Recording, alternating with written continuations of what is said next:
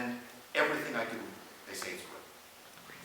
This is great, this is great, this is great. And there's no back and forth. Because I honestly think that the creative tension between the collaborators is essential. And without that, you can't get anywhere beyond the surface of what the director's trying to say. And if the director himself isn't coming and saying, you know, I like this, or I don't like this, or I hate this, or this part works, but this doesn't, and tells you why, then you start getting a deeper insight into what they're trying to tell you, what their film is trying to tell you. So, is that a question? Just feel free to ask questions at any time. I brought with me some scenes from some films, just a few of them, that are really important to me in terms of showing how powerful film music can be. I think it tends to be, you know, for musicians, for composers, there's the concert composer who regards film music generally as something inferior. I understand why, you know that, right? That, yeah, and I understand the reason for that. Because, you know, in this case, the composer is subordinating his creative vision to someone else's.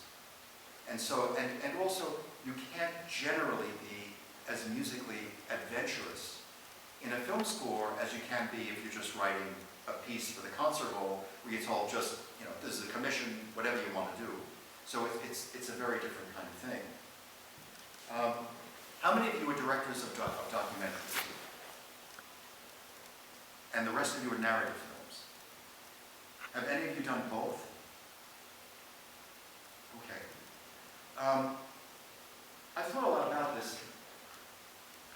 I think that generally, music in documentaries and in narrative films functions a little bit differently. Do you agree with that? Okay. It took me a long time to figure out what that is. And I came to realize that in a narrative film, when there's characters and a drama unfolding, a plot, that the film has something that's analogous to an unconscious. That there are things in the film that are happening that are not exactly revealed on the surface. And so the music can speak from that place. But in a documentary, generally, there's not, it may be an inappropriate term, but I like it. There's not an unconscious. The documentary is trying to convey some aspect of the real world. And I know people, you know, that like cinema verite will not agree with this, but you're being a propagandist for a particular point of view, regardless of how much you say that's not true. That doesn't mean that you're not a propagandist for the truth, but you know, you're out there to convey one point of view or to convey a truth, right? So in documentary, what the music is doing is amplifying that truth, and also, I think, just if I said in narrative films the music can emanate from the past or the future or from many different places, right? In documentary, I don't think it's the same way generally. That in documentary, the score can convey, if there's an underlying emotional message, the score can convey that, which is to convey something that's within the world, within the truth you're trying to express. Like for example, I did something some years ago. I was commissioned to do something called Baghdad ER. It was a film for HBO. And these filmmakers had spent a lot of time in Iraq doing this. This was, I think, in 2000. They were there from 2003, from the beginning, for a long time. And the day the war started, I didn't know about this film, but I was really appalled and just personally just grief-stricken. And I wrote a piece for string orchestra and just put it away, right? I just wrote this thing very fast and then put it away. And then I was called on this Baghdad Yar thing, right? And they called me very early. They hadn't edited anything. They called me up and they said, we'd like you to see the raw footage. Okay. There's 4 hours of raw footage. I said, do you want me to see? They said, yeah, you should come and take a look at this because we want you to see. And this was, the raw footage was the most horrific thing I ever saw. It was a parade of murder and blood, and they were in this emergency room where these kids would come in mutilated. A couple of them died on camera. They were the surgeons who were also officers were saying stuff about the war and about the president, and the stuff they were saying was intense and really critical. Like, what are we doing here? There's no reason for us to be here. This is a crime. And so I sat through 4 hours of this, right? And so finally they start editing this together, and the director is a guy. They're partners. These guys, John Califra and Matt O'Neill, who have 2 Oscar nominations. These guys, they go to, when there's a war going on, these guys will go, right? There's something going on like that, they just pack up and they go. And one of these guys is suffering from post-traumatic stress over, they got caught in a firefight in Fallujah, right? But the older guy, John Califra, he doesn't want music in these films, right? Don't worry about it. It's you can turn it off. Where's that coming from? Oh, okay. It's fine. So he's one of these guys that says there should be, music has no place in the documentary. No place. HBO felt different, right? And his partner felt different, quite frankly. But John had brought an editor in from LA who was working on this. So John, the main director, didn't want any music. So, okay. So I'm brought in, and I'm writing a series of pieces as this thing develops. And I had the thing that I did the day the war started. That I thought, and this thing is just, it's just grief-stricken, right? It's very quiet and just mournful. Okay. So I get through and I write a series of pieces for this, and finally, Albert says, I don't want this. There should be no music in this, right? So I was going to Europe. I usually record overseas. So I was going to record something for Major League Baseball. So I had this huge orchestra, like 95 guys, right? And what I had to record for them was literally 4 minutes long, and I had the orchestra for 4 hours. So, yeah. So I took all of the pieces that I did for Baghdad. I didn't even tell them I was doing this. I went over there and I came back and they were recorded, right? By the time I came back, Albert had convinced HBO there should be no music in this film. Right? So, okay, they paid me. But still, I was really disappointed. But that film was part of a trilogy of Iraq war films that they were commissioned to do. The second one was interviews with soldiers after they returned, and there was no music in that one either. Then I found out some years later they're doing a last one, which was a documentary about the section of Arlington National Cemetery where the Iraq war dead were buried. So they called me on something else, and they told me they were doing this, but there's not going to be any music in it. So I said, well, what's the film? He goes, well, we're in the cemetery, and we're just being there. We're there just watching people as they come grief-stricken at the graves, and that's all we're doing. Right? I said, well, when you decide you're making a mistake, call me. Because if you remember, I recorded this stuff, and it's just here. So they said, but, you know, he insisted, no.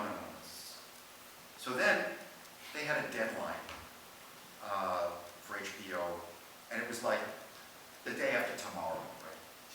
So I get a desperate phone call from the co-director.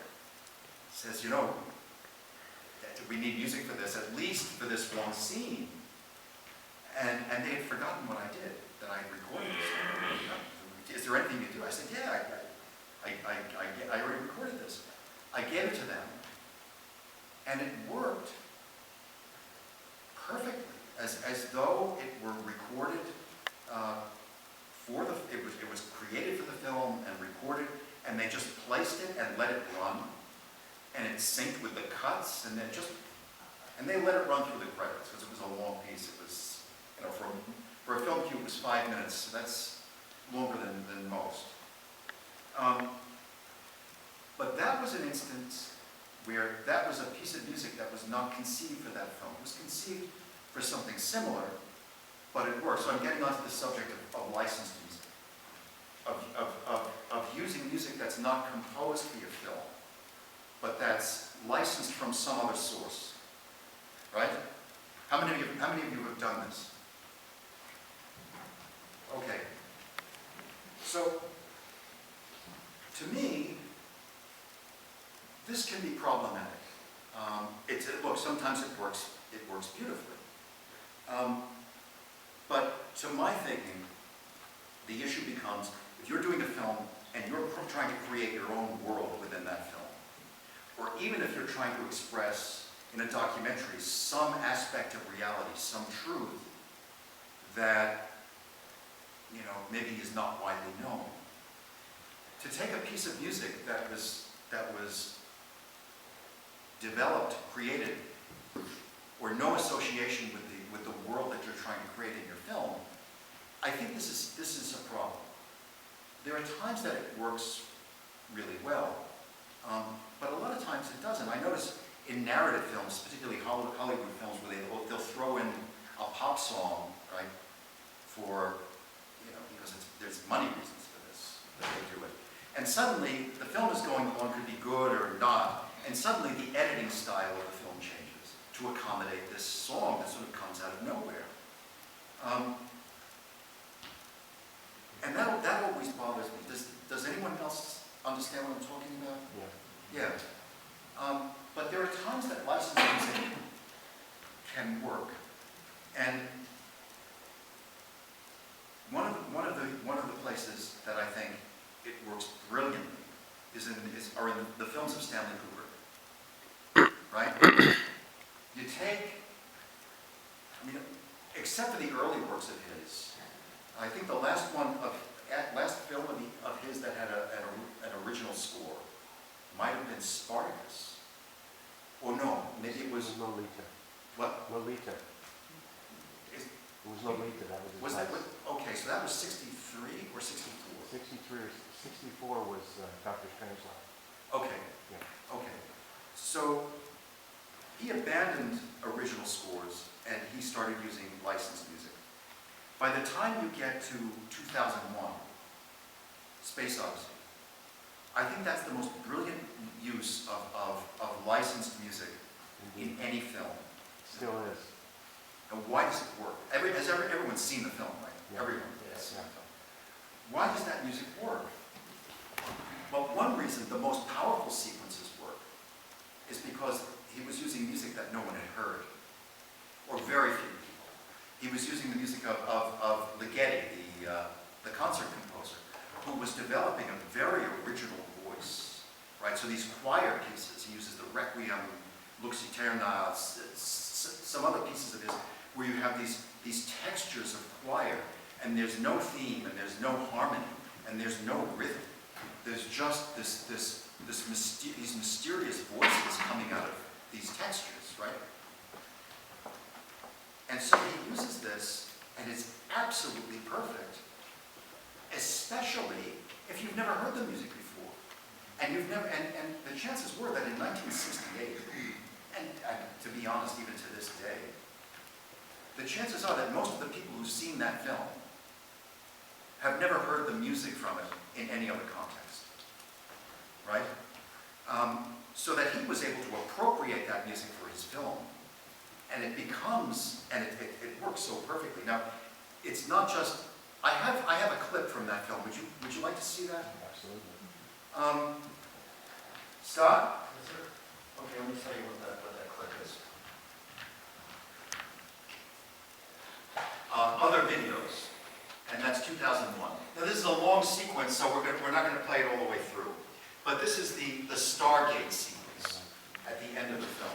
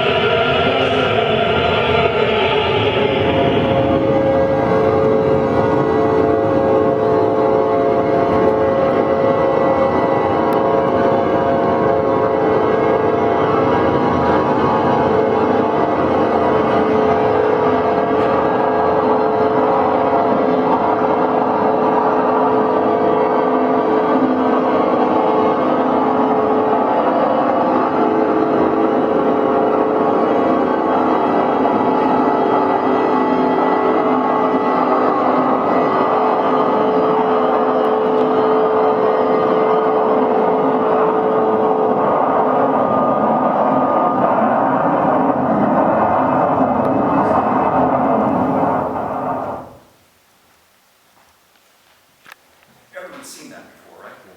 How many of you have heard that music in any other context? Okay.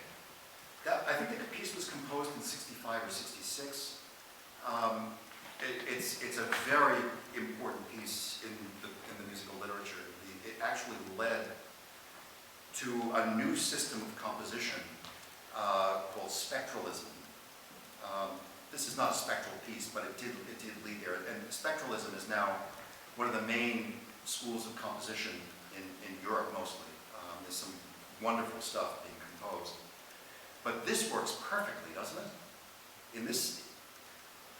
He did something else with this also, with this film, in that he took a piece that we had heard before and put it into another context. That's right. That's right. The waltz. That's right. The Blue Gang. There's that famous sequence. Brilliant. Yeah, that was brilliant. Yeah. And that also, I think, had to do. It's still powerful, but I think at the time it was especially powerful because this is the middle of the height of the space era, and the whole country was engaged by this, and to see these technologies projected into the future with this kind of grace, and to take that piece, that waltz, and use it in that context, it sort of removes all the danger. It was a revelation. Yeah. And that works really, really beautifully. Yeah. But in this case, most of the people who saw this film in '68 when it came out never heard any music like this before. And so he's scoring an experience. This is being used to underscore an experience of a person that no human being has ever witnessed or experienced before, and it works perfectly. I don't hear, when I listen to this music, I get the sacred aspect of this. It's dissonant, and there's nothing, there's no theme, there's no rhythm, there's no harmony. But this is genius, this piece, right? So that really works well. You go to another interesting use, very interesting use of licensed music is in some of the films of Scorsese. I'm thinking specifically of Goodfellas and Casino, Yes, indeed. right? And there it's all this rock music, and it's plugged in, and in each case you've got these characters they represent the pit of human depravity, right? These guys are capable of killing anybody and feeling nothing. They could laugh at it, right? Now, the interesting thing is, you compare that to The Godfather, right? Where you've got this, one of the great scores by Nino Rota, and you've got these almost Shakespearean characters with these complex histories and psychologies, and the score conveys this. In Goodfellas, this is not conveyed by the music. In fact, I think the licensed music exists to show that there is nothing else about these people. There's no history, there's no depth of character, there's no psychological explanation for what, this is just what they are. And the music is on the surface, and all you hear is the surface, and that's what he's telling you, that what you see is it. There's nothing more. These are just depraved monsters. I think that's why that music works so well, because Scorsese certainly knows how to work with composers, and the Taxi Driver, what he did, Bernard Herrmann's last score. Last score, yeah. Is wonderful. It is,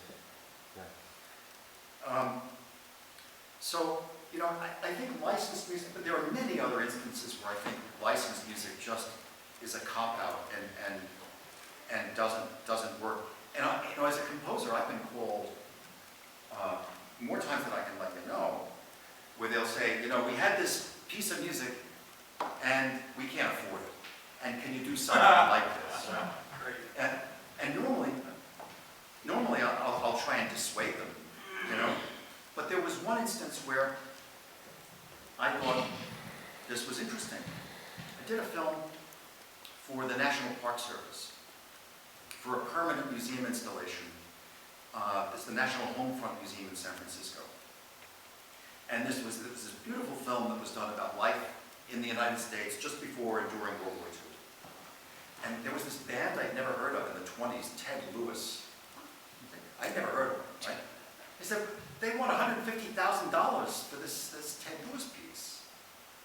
And they were desperate. They said, you know, what are we going to do? It was an important moment in the film.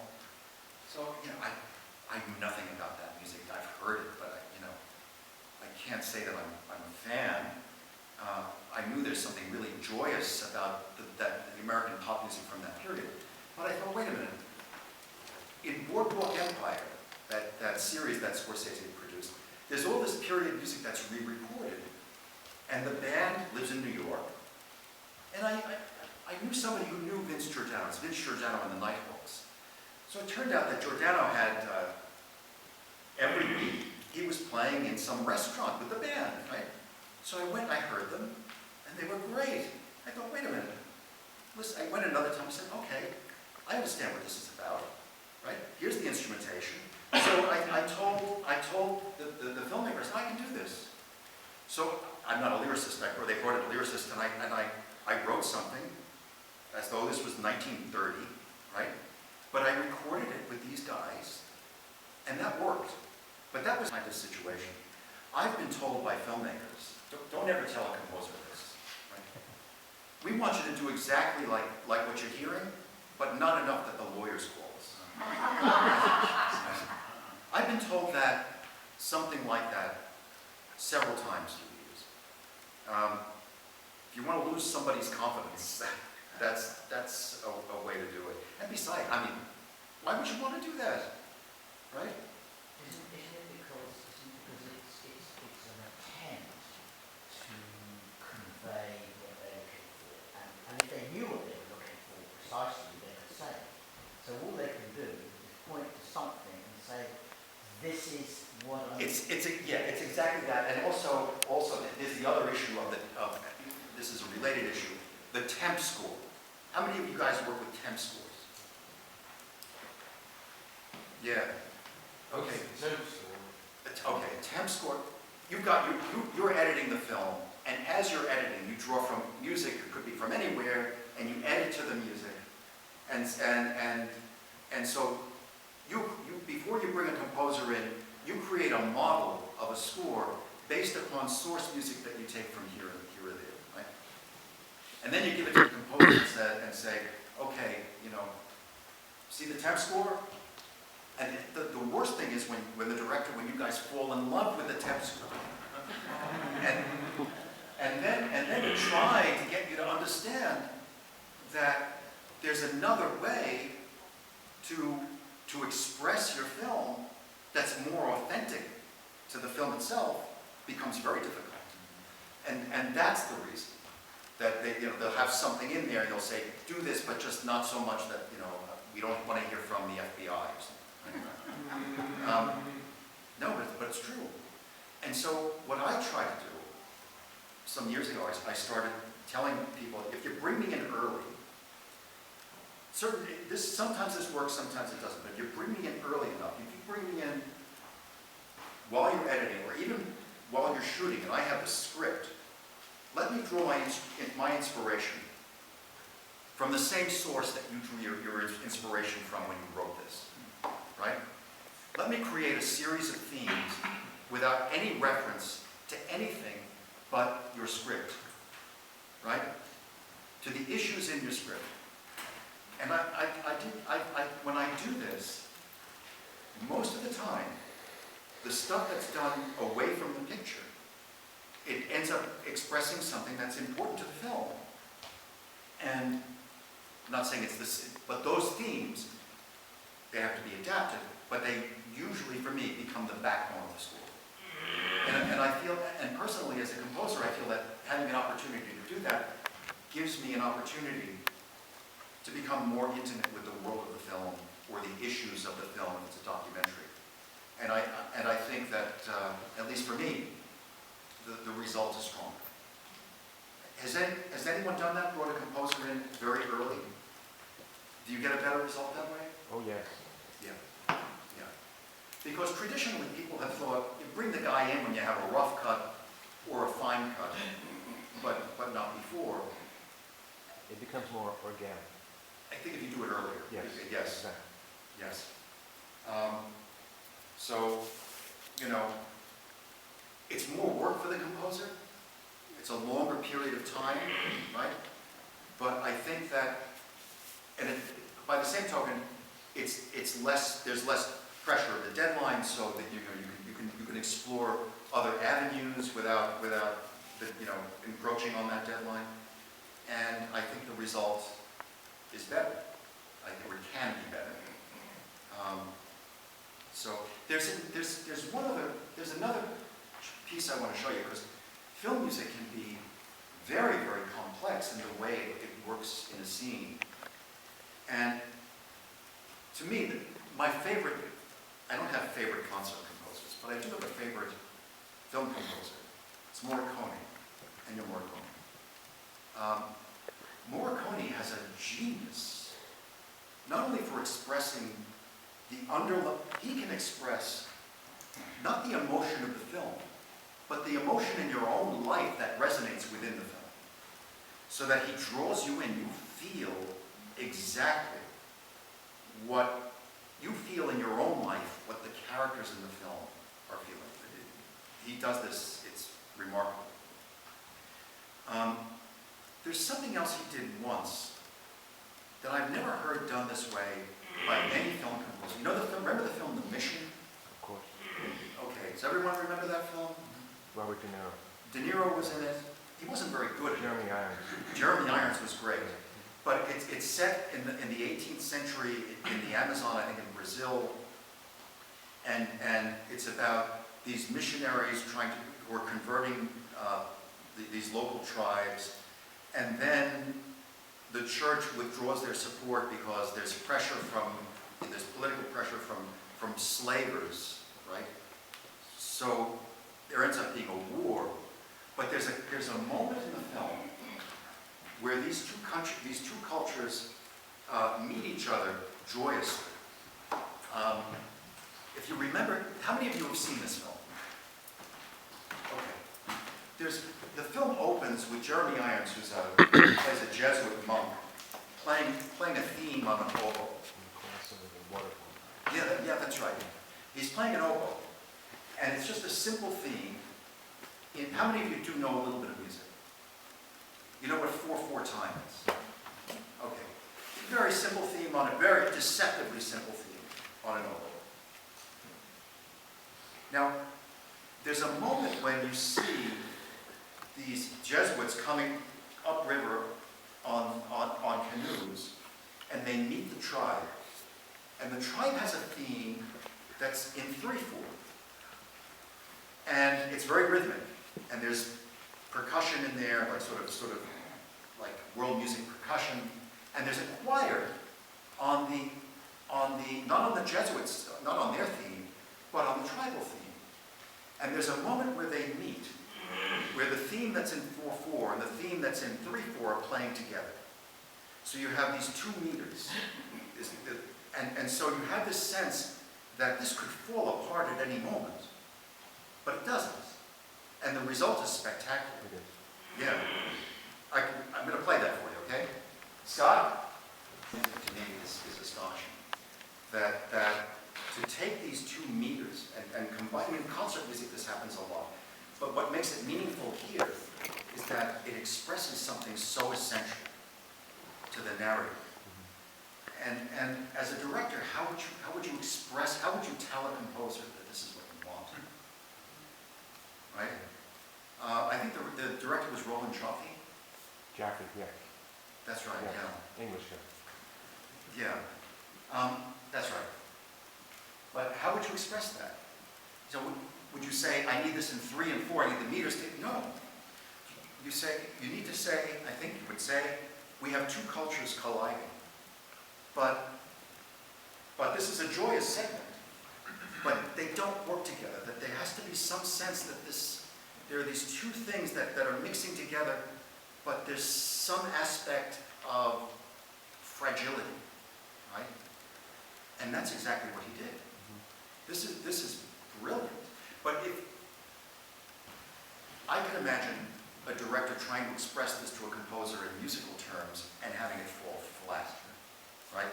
This really shows that we have to talk in terms of the emotions of the film, the meaning of the film, the emotions you're trying to convey. That's the way you communicate with a composer. Not in musical terms, and not necessarily in very abstract terms. It has to be very concrete in terms of emotion. Do you ever find yourself coming up with these inspirations yourself and then taking them to a director Yes. and asking whether or not Yes. your visions agree? Yes, of course. That happens too. It's not always successful, right? And sometimes that can spark a conflict, right? But that's okay. But yeah. I want to stay on Morricone because, to me, how much time do we have left? We have 25 more minutes. Oh, good. Okay. You all know Once Upon a Time in America, right? Has anyone not seen this? I haven't, but I have seen 2 other movies that weren't really movies. Which ones? Untouchables and In the Line of Fire. Untouchables is great. That's a wonderful score. Yeah. Well, Once Upon a Time in America is a film that came out in the early 80s. And it was a film that traded on the success of something like The Godfather. It talks about, on the surface, it's about a Jewish mafia, right? But the entire film is taking place in the 1920s or 1930s, in that period. But it's in the memory of the main character, who's Robert De Niro, this is now 1967 or 68. And So something happens that makes De Niro's character re-experience the emotions of his early life. And they're defined most deeply by his love for a woman and it just failed. It led nowhere. I'm going to play this and we'll talk about it. And I'm sure you've all heard this music before. Deborah's theme.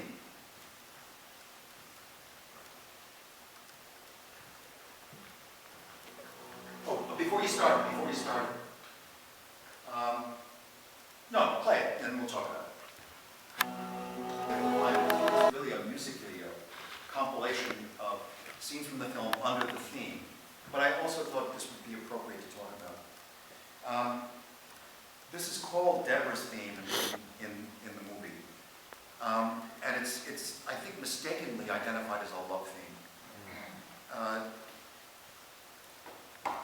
Personally, I think that what's communicated in this music is regret.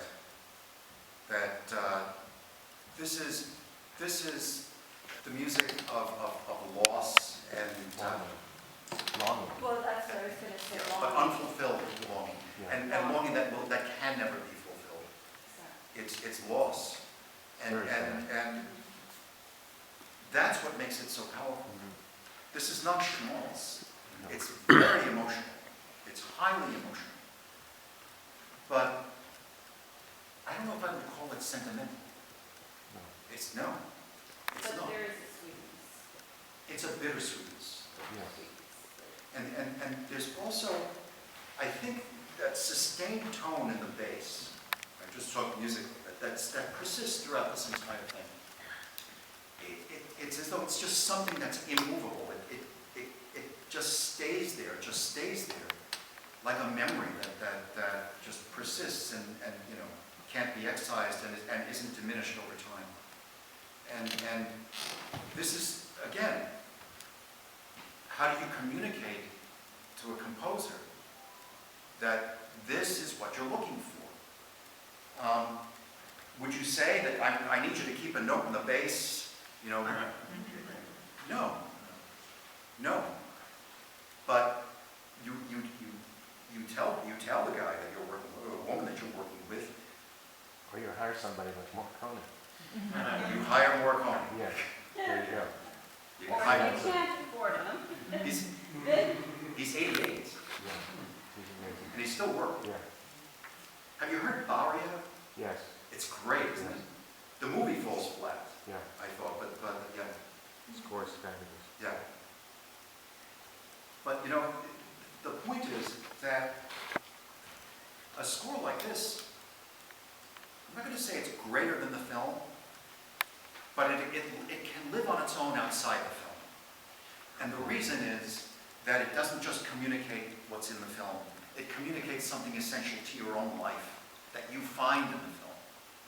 It brings you to the film and it shows you something of yourself in the film. And I think only music will do this.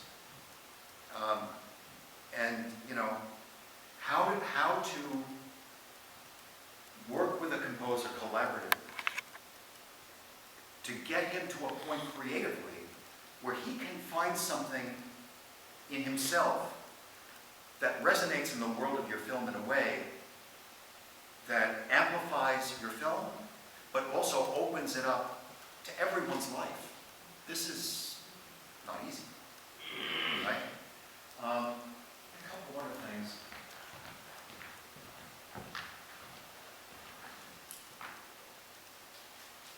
Oh, yeah. Everyone knows the film Jurassic Park. I like John Williams. He's done some wonderful stuff. I don't think that, on a technical level, I think he's probably a better orchestrator than Morricone. You could make the argument, at least in terms of what we define as the Hollywood style. But then on the other hand, to my mind, there are two distinct ways of looking at a film score And two distinct ways that music operates within a film. There's a way it's done in Europe, and Morricone, I think, is a really stellar example. And there's the sort of American tradition, which is exemplified still by people like Williams. In the American film score, generally, there are a lot of exceptions, but the music functions structurally with the film. It moves with the cuts. With a long shot, it'll generally work one of a few ways, right? So it's mechanically slaved more to the film, not just generally. And in the European sensibility, the music, like we just saw here, creates an emotional environment that resonates with the film, but tends to be less slaved to the structure of the scene. That's generally how it works. But this thing I'm going to show a scene from Jurassic Park. There's that wonderful moment in the first film, right? With the brontosaurus. With the brontosaurus, where they see the dinosaur for the first time, right? And you have this jeep filled with these paleontologists trying to parts. Okay. There's an introduction that has tension. It looks like it could be leading to somewhere dark, right? But then, when you see what they're looking at, how would you describe the feeling that comes from that? It kept it from becoming just a monster movie, and it made it much more spiritual and romantic. That's right. It's Yeah. sacred. Yeah, Awe. absolutely. Awe. Yeah. Yeah, Yeah. To me, This is it's the all. ball. Yeah. But this is it's sacred. It's not exactly religious music, but that's what it captures. close. The close. transcendent. Yeah, And it's a brilliant. interpretation. It's a brilliant, and I'm sure that Spielberg was very clear about what he wanted there. Yeah, But you see the moment when the dinosaur comes with its feet on the ground. Yeah, and the music is right there, right? I don't think Morricone would have done that. That's what I'm talking about. That there's a little bit of a difference between the American sensibility. You can say that this is an American cultural thing. Movies are American, right? Europe has movies too, but we have our own traditions where these things are it's considered. less abstract. Yeah, that's right. But in this case, the emotion that pervades this, Very clear. it's very clear, Yeah. and it's not expected, and it's wonderful. Yeah. That I think is the most wonderful moment in the film. Yes, I agree. Maybe in all of these films. How many are there now? 4. 10? 4. Yeah. Yeah. It seems like 10. Now, the description of this session said that you guys were encouraged to bring examples of things that you were working on. Did anyone do that? Oh, okay. No. Is anyone working on a film right now that has music issues? I'm doing a comedy, which is, I'm finding it really difficult to score, to find a score for. What's the Well, it's really kind of an outrageous comedy, but I want music just to move things along and to help the emotional moments. And I'm more accustomed to doing sort of romantic kind of scores and Yeah. that kind of stuff, but this is about comic moments, and it's really hard. I'm finding it very difficult to score. So for now, we're just using guitar. how's it working? It's moving along. It's progressing. We're finding it. This is not slapstick, right? It's close. Close. What are the characters? There's 2 guys. The story is that these 2 guys are trying to save their town from becoming an open pit copper mine in New Mexico. And one of them comes up, one owns a used car lot, the other one has an ice cream truck. And they're both kind of losers in their early 30s who've never been challenged. And they're trying to come up with a way to raise some money. They have to raise $300,000. So they come up with this wild idea of traveling across New Mexico in the ice cream truck, selling sperm. Traveling sperm bank. Try to score that. Well, but what's motivating them to do that? To save the town. And why do they want to save the town? because it's their home. They love it. Yeah, That's the basis of the somebody score. told me that same thing 2 days ago. What's that? Somebody said the same thing to me. That's it. That's the basis of the score, because if you're just scoring, if the music is just scoring the absurdity of what they're doing, you lose the meaning of why they're doing it, and then it's not even really funny. Mhm. It's funny because of their motivation for doing it is noble. And Even though these guys may not be, even though their scheme is absurd, right? What's underneath this, I think the music has to come from there. Right. I think you're right. Yeah, Yeah. because, you can score this like it's the Keystone Cops, No. but you're not going to be expressing, if the music isn't expressing the motive Right. of the main character, Correct. then it's not, it's not going to work. So, that's my opinion. No. Thank you very much. Is anyone else working on something? Actually, tomorrow at 3 o'clock, we're screening a feature. It's called Gallows Road. And I apologize for missing the first part, so I hope I'm not repeating something that you already covered. So am I understanding, and this will go back to our film, so am I understanding that there's a difference between a score and a sampler for a film? If you have a score, it's a complete opus that flows and all. Morricone seems to have an opus. Yeah, that's a That's a score, right? Ours isn't. I thought we had a score, and from that definition, we haven't got a score. We have a sampler. We have different pieces written by different people. That's like, who does that? Tarantino does this. Yeah. Is that a score? Technically, yes, it's a soundtrack. Is it a score? I would say no. Right. One of the reasons I've always resisted personally Tarantino, I've seen the way, I saw a couple of things and I would sit through them for a while and say, oh, this music thing is bullshit. Right? So it made me resist him as a director. And then recently a friend of mine said, you haven't seen, what was the one from the 90s? Which one? No, the other one that was really big. Pulp Fiction. Pulp Fiction. You never saw it? I said, no, I'm not interested. I said, you have to see it. And I thought it was great. Yeah, that's right. I thought it was great. So, as a composer, I would say, I don't particularly agree with that, but it can be made to work, and I think it depends on your vision. But to me, what you sacrifice in that case is you'll have music that works in individual scenes, right? This scene works, that scene works, but you don't have a music that emanates from the world of the film itself. You have a string of pieces that work in scenes, right? In individual scenes, but you don't have a music that communicates the spirit of the film. Yeah. So, and are you licensing music in that case? Oh, no. It's all original. It's all original. Yeah. So, You gotta come see and listen. unfortunately, I'm on a plane tomorrow. going back home. We're streaming right now, and we'll be in stores on Tuesday, so Gallows Road. Yeah, Sorry. congratulations. Thank you. So you're the director. No, I'm one of the producers. So did you have any communication with the composer? Each one of them. How many did you use? Oh, I haven't counted.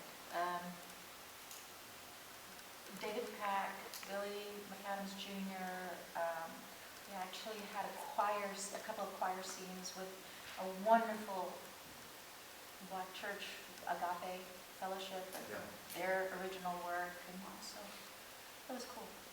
Look, I guess, look, anything that there are no, I don't like the term rules in any art, right? Like, in music, they say, you gotta learn these rules. I learned pretty quick. It's not a matter of rules. These are principles like laws of nature. You can defy gravity in an airplane, or you can seem to, but the gravity is still there. There are principles in art that, that it's not that you have to follow them, but you have to have at least an intuitive awareness of them if you're going to be, like if you're a gymnast, right? To know how to operate within gravity so you can do things. So I don't know. I'd have to see your film to know. But, you know, it could be inspired, right? It could really work, but you don't have a score. No, okay. So, wait, we have a soundtrack. So you said that the score is music that works in individual scenes, but not a music? No, what you called a sampler, which is a term I've never heard. You have music, and I don't know your film, but if I was talking about Tarantino, there's music that works in individual scenes, but there's no underlying theme. There's no music you could say, well, this communicates. When I hear this, I hear something in my own life, right? And I see that, I experience that in the film, or I have empathy for this character because I understand what they're feeling, right? I've lived it. You probably don't have that. You know, so I mean, you can sacrifice that. The films of Woody Allen, right? Many of the films that use ragtime music, I think that works, but I don't think Woody Allen is known for, you don't think of the music in Woody Allen's films, right? But it works. It works. Oh, we have 5 minutes. We have 5 minutes. Does anyone have any other questions?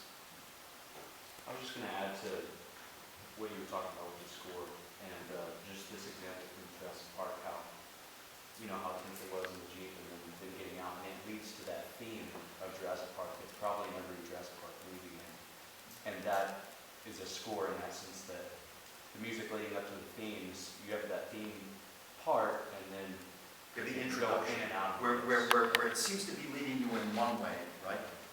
And then suddenly the heart opens up and you feel this in a different way. Yeah. You had mentioned the difference between American. theme, I'm sorry. you know what I mean? What's that? Connecting it back to that theme, all the music you're using leads up to that theme and leads out of it. There's still, yeah, and I think that film appears in all these movies, and that's the reason, that they're still trying to convey this, although I think with each successive film, the sense of the sacred in these movies becomes diluted. Now I think it's being Especially in the new one. yeah. I haven't seen it, but I've heard. You had mentioned about how Morricone wouldn't have scored it that way. Yeah. Could you give a very brief, short opinion of how you think he would have scored No, it? I just said for that moment where the music, where the dinosaur hits the ground. He with wouldn't his have feet. hit that visual I don't think point so. that Yeah. completely. I don't think so. Because if you notice in Morricone, it's rarely the physical action that syncs with it's the emotional resonance. You probably just made it too for him, Literal. Literal. Yeah. So then the music becomes a device that amplifies the sound effect. Right. In that case, right? I would love to score for Days of Heaven. I don't remember. That's from years ago, right? Yeah. That was the big disaster movie. Terrence Malick. It was about the harvesters in Texas. That's from like '78, right? Yeah, it's a masterpiece. Terry Malick's second film. I've never seen it. Brilliant. Which one Morricone's is this? score, he won the Oscar for it. Which one? Days of Heaven. That's one I've not He seen. won the Oscar for it. You should look it up. It's Yeah, definitely. incredible. There's like a 4-hour version, right? Richard Gere. Yeah, it's a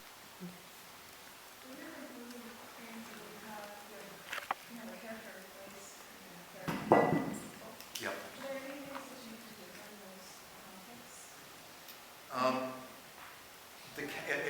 Generally, if you're having a theme that's going to express a place, right?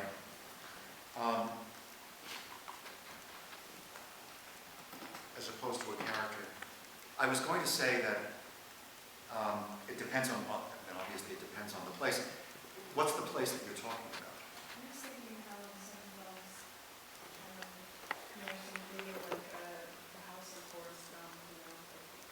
And that's just like thinking in your head right now. So a very large house that people live in, and when you see the house, you have house music, and Yep. then people that go. That's right, that's right. But in that case, I think the house becomes the family. It symbolizes. So how does the family? What's the symbol? What does the place symbolize in relation to the characters? And I'm a writer, so Ah, it's like. Thanks. Oh. Fantastic. oh, thank you. I haven't played anything of mine. I was going to, but I thought it's better not to. Why not? Play, Please? play it right now. Yeah. Yeah. I have something, it's a conglomeration of short things, so